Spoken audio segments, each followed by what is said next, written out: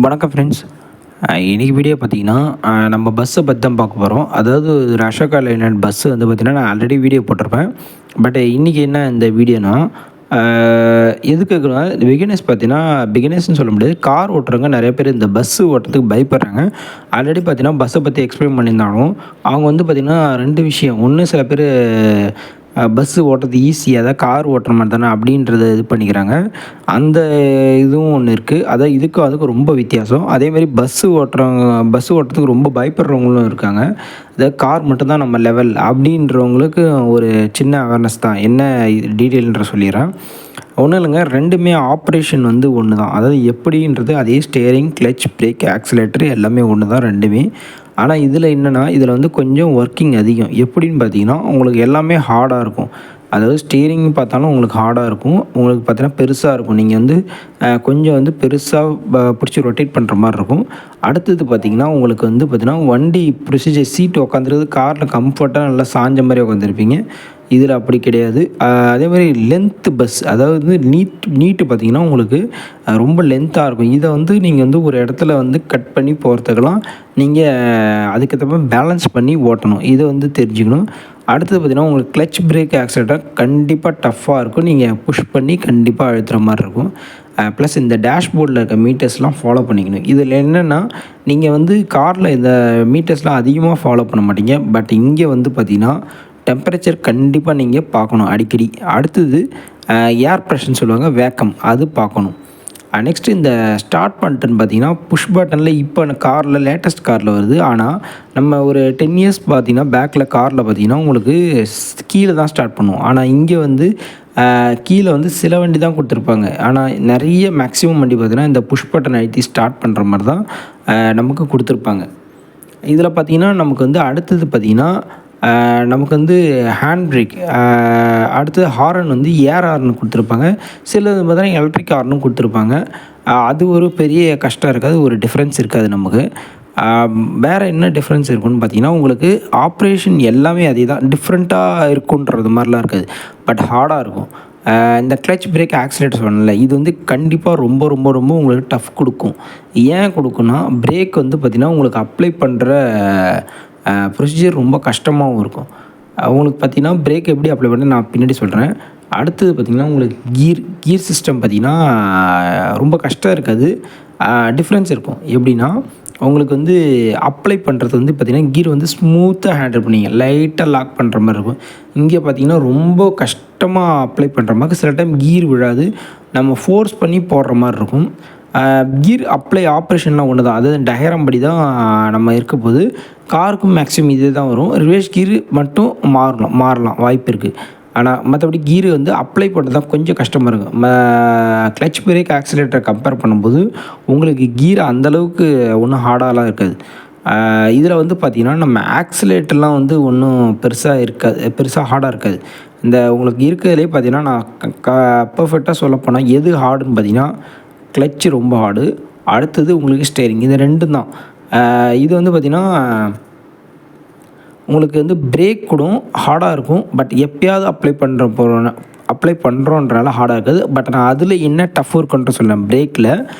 பிரேக்கில் என்னென்னா, பிரேக் நீங்கள் கண்ட்ரோலாக கரெக்டாக பார்த்து அப்ளை பண்ணணும். காரில் அப்ளை பண்ணுற மாதிரி அப்ளை பண்ண முடியாது இதில்.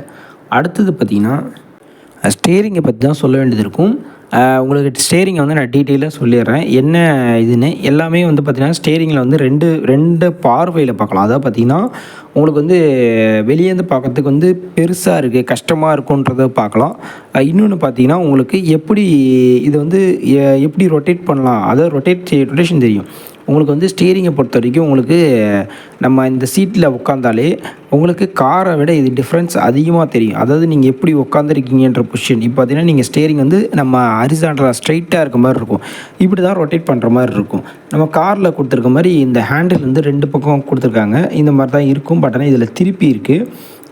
வீல் ஸ்ட்ரைட்டாக இருந்தால் நம்ம 2 கைப்பிடியும் அந்த இடத்துல கரெக்டாக பிடிக்கிற அளவுக்கு இந்த ஸ்ட்ரெயிட்டாக வரும். பட் ஆனால் இதில் திருப்பி வச்சுருக்காங்க. அதே மாதிரி பார்த்திங்கன்னா, உங்களுக்கு ஏன் இந்த ஸ்டேரிங் சொல்கிறேன்னா, இது வந்து ப்ராப்பராக எப்படி ரொட்டேட் பண்ணலாம், அதாவது ப்ரொசீஜராக ரொட்டேட் பண்ணுறது பார்த்தீங்கன்னா, உங்களுக்கு பஸ்ஸு லென்த்தை பொறுத்து தான். அதாவது இப்போ காரில் வந்து பார்த்தீங்கன்னா, நீங்கள் சின்னதா ரொட்டேட் பண்ணும்போது பார்த்தீங்கன்னா, உங்களுக்கு அட்ஜஸ்ட் பண்ணிக்கலாம். கொஞ்சம் ரிவேர்ஸ் வந்து பண்ணிக்கலாம். இல்ல உங்களுக்கு வந்து கேப் அதிகமாக இருக்கும். அதாவது ஒரு சந்துக்குள்ளே போகிறீங்கன்னா கேப் அதிகமாக இருக்கும். நீங்கள் 2 டர்ன் திருப்பிட்ட பிறகு கூட மறுபடியும் ரிலீஸ் பண்ணி மறுபடியும் ரொட்டேட் பண்ணிக்கலாம். ஆனால் பஸ்ஸில் பொறுத்தவரைக்கும் உங்களுக்கு வந்து லென்த் நீட்டுன்றனால, அகலமும் அதிகம்ன்றனால உங்களுக்கு வந்து நீங்கள் ப்ராப்பராக உடனே நீங்கள் ஒரு டர்ன் கட் பண்ணுறீங்கன்னா கரெக்டான ப்ரொசீஜரில் கட் பண்ணணும். ஏன்னா லெஃப்ட் ரைட் உங்களுக்கு எந்த பிரச்சனையும் வரக்கூடாது. அது கரெக்டாக கட் பண்ணுறதுக்கு உங்களுக்கு நீங்கள் இந்த ஸ்டீரிங் வந்து ப்ராப்பராக, அதாவது ஸ்டார்டிங்கில் ஒரு சந்து திரும்ப போகிறீங்கன்னா எவ்வளோ ரொட்டேஷன் நம்ம திருப்பணுன்றது கரெக்டாக தெரிஞ்சு திருப்பணும்.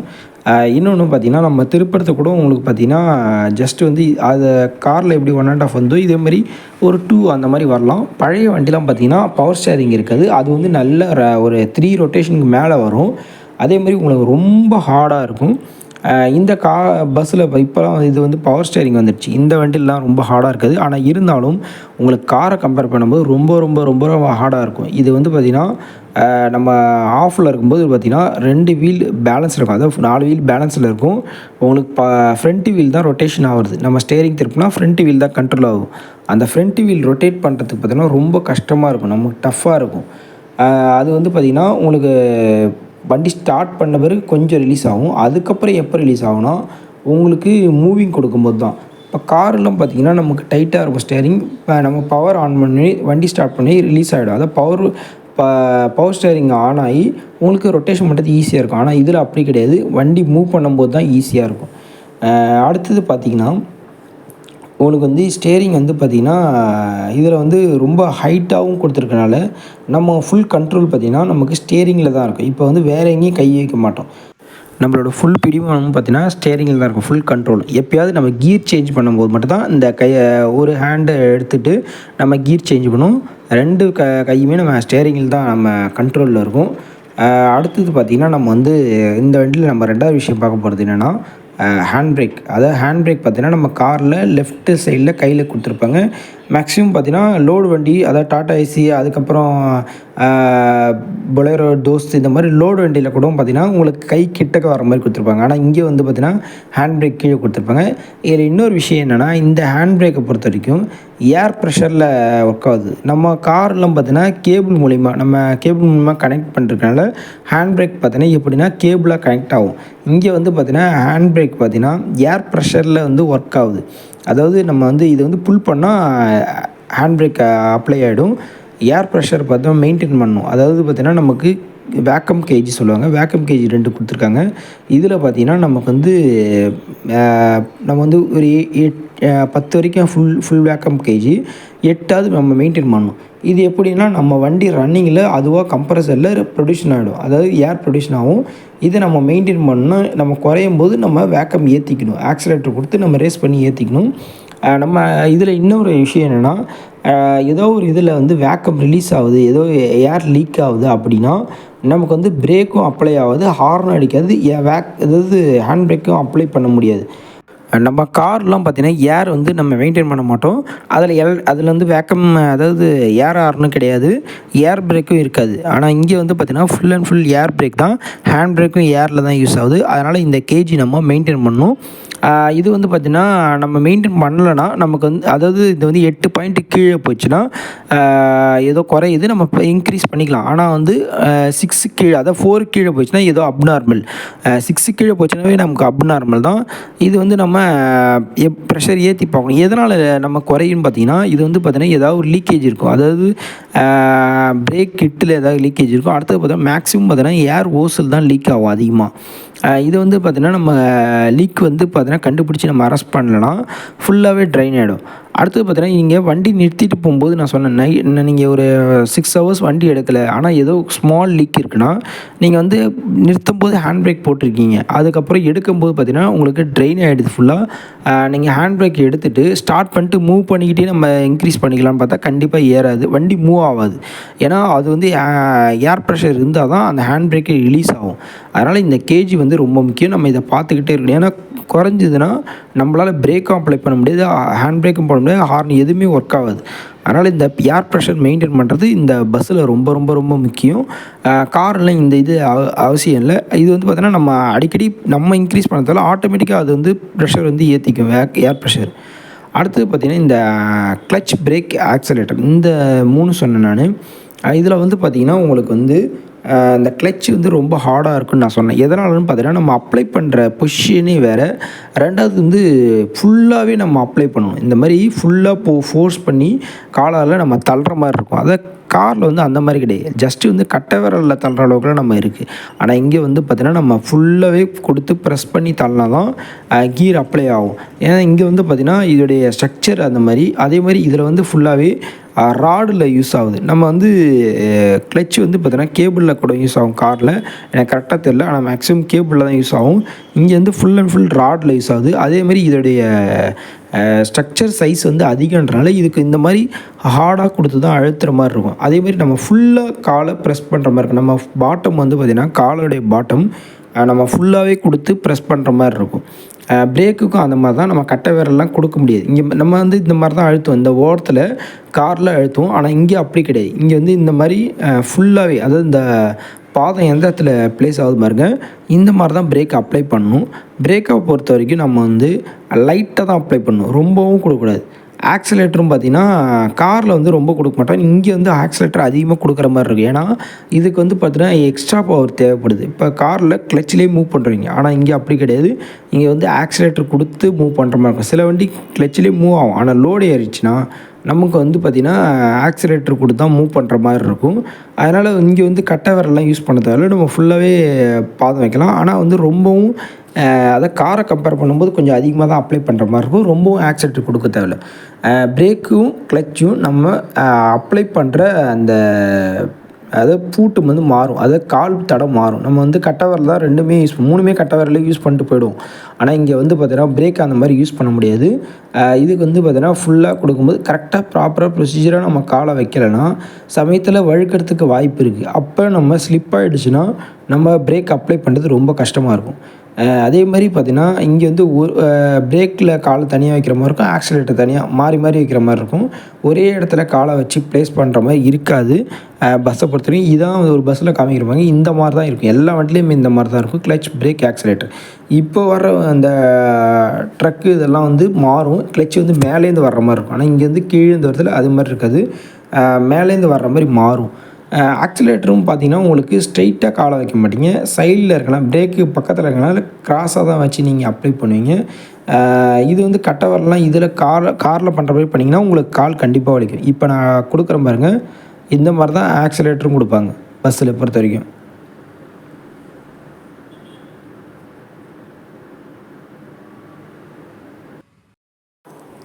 அடுத்தது நம்ம இந்த கிளச்சு, பிரேக் நம்ம அப்ளை பண்ணும்போது பார்த்திங்கன்னா ரொம்ப கால் வழுக்கிறதுக்கு வாய்ப்பு இருக்குது. எதனாலனா நம்ம வந்து காலை வந்து பக்கத்துலேயே வச்சுருக்கணும் கிளச்சும் பிரேக்கை பொறுத்த வரைக்கும். ஏன்னா எந்த நேரத்துலலாம் சடனாக அழுத்தும் போது நம்ம ஃபோர்ஸ் கொடுத்து அழுத்த முடியுது. இதே கார்லனா டக்குன்னு அப்ளை பண்ணிக்கலாம். இங்கே வந்து நம்ம கிட்டக்கே காலை வச்சுருந்தா தான் அந்த ஃபோர்ஸ் கொடுத்து அழுத்தத்துக்கு, கிளச் அழுத்தத்துக்கு நம்ம கரெக்டாக இருக்கும். அடுத்தது நம்ம பார்த்திங்கன்னா நம்ம பார்க்க போகிறது கீர் தான். கீரை பொறுத்த வரைக்கும் நான் என்ன சொன்னேன்னா உங்களுக்கு வந்து ஈஸியாக இருக்கும் அப்படின்றது சொன்னேன்னா, ஈஸினா எப்படின்னா உங்களுக்கு கிளச், பிரேக், ஸ்டேரிங் இதெல்லாம் கம்பேர் பண்ணும்போது உங்களுக்கு வந்து கீர் ஈஸியாக தான் இருக்கும். இது அப்ளை பண்ணுறது நான் பண்ணி காமிக்கிறேன். எந்த மாதிரின்னு பாருங்கள், காரை மாதிரி தான் வரும். இப்போ நான் டயக்ராமில் வந்து பார்த்தீங்கன்னா ஆல்ரெடி காமிச்சேன். 1, அடுத்தது 2, இந்த லாஸ்ட்டில் தள்ளி 2, அடுத்தது நம்ம 3, இதுதான் நம்ம காரில் அப்ளை பண்ணுவோம். அடுத்தது கீழே பாட்டமில் எடுத்தால் 4, அதுக்கப்புறம் 5. இந்த 5 வரைக்கும் நார்மல் எல்லா கார்லேயும் போட்டிருப்போம். சில காரில் தான் 6 வரும். இந்த மாதிரி 6 வரும். இது வந்து பார்த்தீங்கன்னா நான் வந்து மராசோ ஓட்டிருக்கேன். மராசோலையும் ஹுண்டாய் வெர்னாலையும் 6 கீர் அப்ளை பண்ணி ஓட்டிருக்கேன். இதே ப்ரொசீஜர் தான். ரிவேர்ஸ் கீர் பார்த்திங்கன்னா இந்த பாட்டம் லெஃப்ட்டில் வந்து தள்ளி மேலே தள்ளுற மாதிரி இருக்கும். இது வந்து ரிவேஷ். இதே வந்து பார்த்திங்கன்னா காரில் அந்த ஹேண்டில் வந்து பார்த்திங்கன்னா லாக் கொடுத்துருப்பாங்க. அதை வந்து தூக்கி நம்ம தள்ளுற மாதிரி இருக்கும். இங்கே வந்து அப்படி கிடையாது. இதில் வந்து லாக்லாம் கிடையாது. இந்த இதில் லாக்லாம் கொடுக்க மாட்டாங்க. மற்றபடி ப்ரொசீஜர் இது தான். பட் என்ன ஒன்று, இந்த கீர் நான் சொல்கிறேன்ல ஃபஸ்ட்டு, செகண்டு, தேர்டு இது அப்ளை பண்ணுறது ரொம்ப கொஞ்சம் கஷ்டமாக இருக்கும். நீங்கள் ஃபுல் கிளச்சாக அழுத்திருந்தாலும் நீங்கள் அப்ளை பண்ணுறது ரொம்ப கஷ்டமாக இருக்கும், தள்ளுற மாதிரி இருக்கும். இது வந்து பார்த்திங்கன்னா உங்களுக்கு வந்து ஸ்மூத்தாக அப்ளை ஆகும் காரில். இங்கே அப்படி கிடையாது. இங்கே இந்த மாதிரி தான் அப்ளை ஆகும். டயக்ராம் வந்து பார்த்திங்கன்னா ஒன்றுமே சேஞ்ச் ஆகாது, அதே தான் இருக்க போகுது. ரெண்டாவது பார்த்திங்கன்னா சில பேர் வந்து இந்த ரிவேர்ஸ் கீர் அப்ளை பண்ணுறது தான் ரொம்ப கஷ்டப்படுவாங்க. அதாவது ரிவேர்ஸ் போகிறதுக்கு பதிலாக ஃபஸ்ட்டே அப்ளை பண்ணுறாங்க. ஏன்னா வந்து அந்த சைடு லெஃப்ட் சைடு தள்ளி இருக்குன்னா ரொம்பவும் தள்ளி போடணும். அது சில பேருக்கு தெரியாமல் அப்ளை பண்ணுறாங்க. மற்றபடி இந்த வண்டியில் பார்த்திங்கன்னா உங்களுக்கு இவ்வளோ தான். கஷ்டம்னு நினச்சா கஷ்டம். இதில் வந்து கஷ்டமே எதுவுமே கிடையாது. உங்களுக்கு வந்து ஒரு தைரியம் தான் வரணும் வண்டி ஓட்டுறதுக்கு. ப்ளஸ் கொஞ்சம் கஷ்டம் தான், அது ஹார்டு இருக்குது. என்னென்னா இந்த இந்த இந்த ப்ரொசீஜர் எல்லாமே காரில் இருக்க வேண்டியது தான். எக்ஸ்ட்ராவாக நம்ம மெயின்டைன் பண்ணுறது, இந்த வேக்கம் பார்க்குறது, இதெல்லாம் மெயின்டைன் பண்ணுறதுலாம் கொஞ்சம் கஷ்டமாக இருக்கும். அதேமாரி எல்லாமே பெருசு தான். கீரும் சரி, ஸ்டேரிங்கும் சரி. அதேமாரி காரு நினச்சி வந்தீங்கன்னா ரொம்ப கஷ்டம்தான். கார் நினச்சி வராதீங்க. நம்ம வந்து ஈஸியாக ஓட்டணும்னு நினச்சி பழகுவாங்க. கண்டிப்பாக எல்லோரும் கற்றுக்குங்க. Thank you friends.